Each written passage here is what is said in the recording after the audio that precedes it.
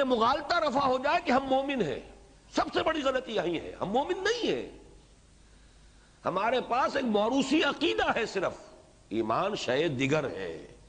ایمان ایک بہت بڑی طاقت ہے، ایمان ایک بہت بڑا نور ہے، ایمان تو آگ ہے۔ ایمان ہو اور جہاد نہ ہو، ناممکن۔ ایمان در حقیقت کسی اور شے کا نام ہے، اسلام کسی اور شے کا نام ہے۔ اسلام کے ساتھ موروثی عقیدہ بھی کافی ہے۔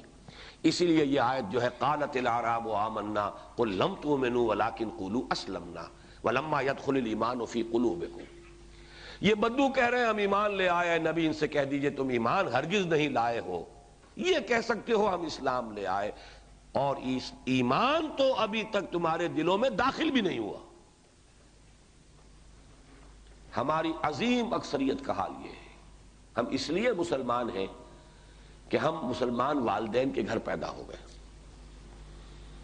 ایک موروثی عقیدہ ہے دماغ کے کسی گوشے کے اندر پوٹلی بندھی ہوئی رکھا ہوا ہے، اس کے ہمارے فکر کے ساتھ کوئی رابطہ نہیں ہے۔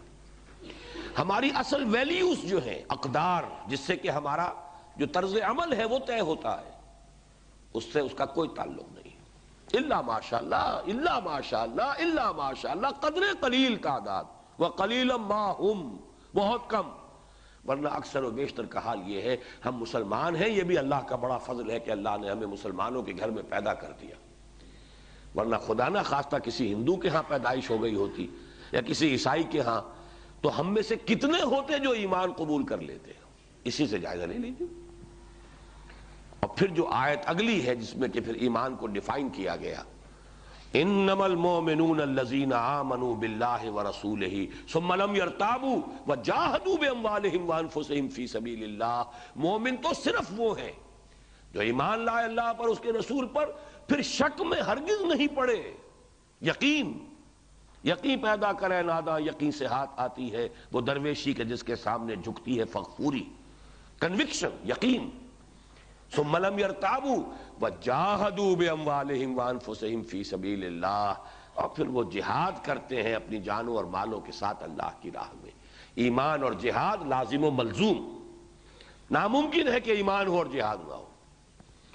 یہ ہے ڈیفینیشن ایمان کی۔ لہذا پہلا مرحلہ ہے دعوت ایمان۔